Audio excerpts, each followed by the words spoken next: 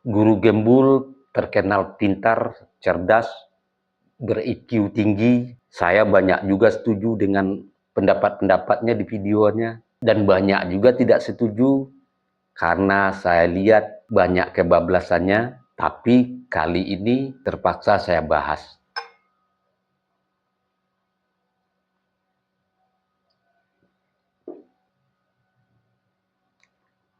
Guru Gembul dan Baraya semua, tonton video ini baik-baik, karena apa yang akan saya sampaikan bukan fitnah, bukan emosi, tapi ajakan berpikir jernih. Di negeri ini, kebenaran sering kalah cepat oleh narasi yang terdengar meyakinkan, padahal belum tentu benar. Mari sama-sama kita tonton.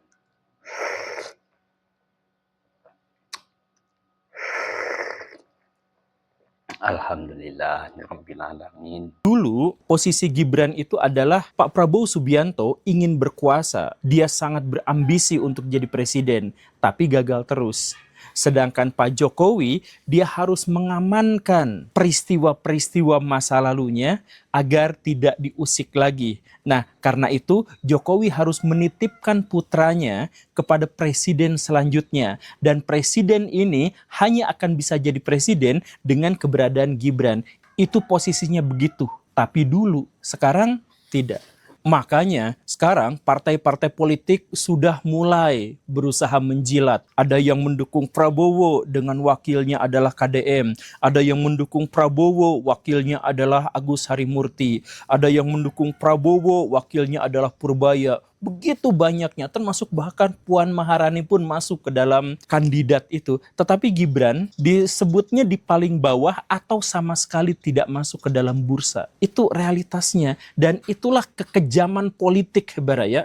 Jadi satu-satunya orang yang masih berteriak lantang bahwa Gibran Prabowo 2 periode itu hanya ayahnya sendiri. Selain itu tidak ada lagi. Dan itulah alasan kenapa sang ayah itu begitu bertekad, begitu kuat-kuat mati-matian untuk memiliki dan membesarkan sebuah partai politik, karena masa depan sepertinya terancam untuk Gibran. Tapi ya sepertinya Gibran sendiri akan menikmati masa pensiunnya. Dia harus beristirahat. Karena begini, Baraya. Baik, sekarang mari kita berhenti sejenak dan bertanya dengan jujur kepada akal sehat kita. Guru Gembul mengatakan, Pak Jokowi harus mengamankan peristiwa-peristiwa masa lalunya. Dan saya ingin bertanya dengan hormat dan tegas. Peristiwa apa? Kalau Guru Gembul menonton video ini, tolong dijawab dengan data. Saya tunggu dan dengarkan ini. Pak Jokowi 10 tahun menjabat sebagai Presiden Republik Indonesia. Pak Jokowi bekerja di bawah konstitusi, diawasi DPR, KPK, BPK, wartawan, dan publik. Dan tidak ada satu putusan hukum yang menyatakan beliau korup. Dan juga tidak ada menyalahgunakan kekuasaannya atau menyimpan dosa politik yang harus diamankan. Maka ketika ada tuduhan tanpa data dan tanpa bukti, itu bukanlah analitis. Itu adalah prasangka yang dibungkus dengan narasi. Dan sekarang kita masuk ke tuduhan kedua. Dan ini lebih serius. Menitipkan anak. Dan di titik ini, saya tidak ingin berdebat panjang. Saya ingin memperlihatkan fakta. Mari sama-sama kita tonton video berikut ini. Ini kan udah unggul ya Bang ya. Saya ingin Abang jujur lah. Bener nggak Pak Prabowo tuh 8 kali minta ke Pak Jokowi, minta izin ke Pak Jokowi untuk mengizinkan Mas Gibran? Enggak bener. Nggak bener Yang ya? bener 5 kali. Oh 5 kali? Iya. Jadi 5 kali memang Pak Prabowo minta izin ke Pak Jokowi? Iya. Oh, baru yang kelima itu dibolehkan? Sebenarnya 5 kali itu juga jawaban Pak Jokowi sama. Pertama Pak Prabowo pikir dulu, apakah ini bagus atau enggak. Nanti dikira saya ikut campur. Itu selalu jawabannya. Jawaban yang terakhir, ya kalau memang maunya begitu, tanya sama anaknya. Anaknya mau enggak begitu. Jadi nggak ada, benarnya saya jujur, nggak ada kemudian cawe-cawenya Pak Jokowi ini harus Mas Gibran, nggak ada. Yang ngebisikin Pak Prabowo untuk milih Mas Gibran katanya Bang Dasko. Saya nggak ngebisikin, saya Memberikan pertimbangan. memberikan hitung-hitungannya. Guru Gembul dan Baraya semua. Kalau yang meminta adalah Pak Prabowo, kalau yang menolak berulang kali adalah Pak Jokowi, lalu di mana logika yang menitipkan anaknya? Fakta tidak bisa dikalahkan oleh retorika, dan logika tidak tunduk pada asumsi. Guru Gembul dan Baraya semua.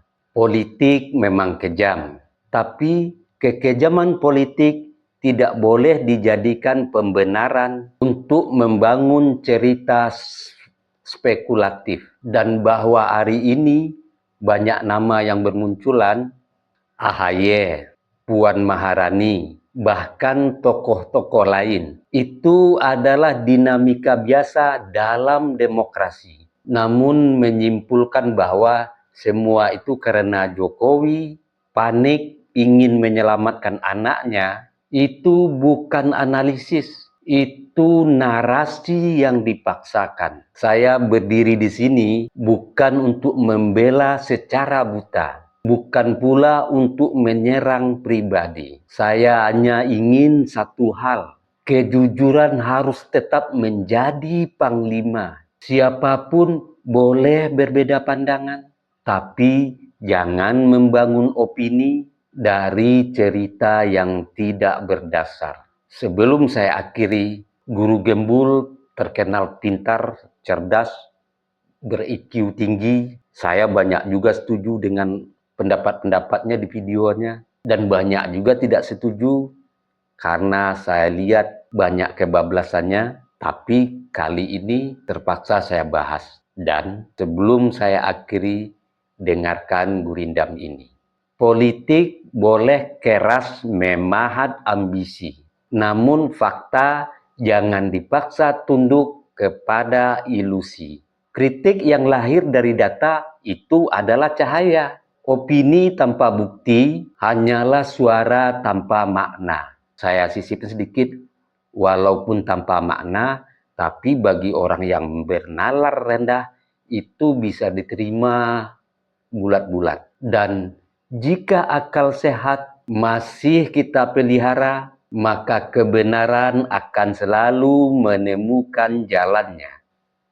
Saya Beni Budaya.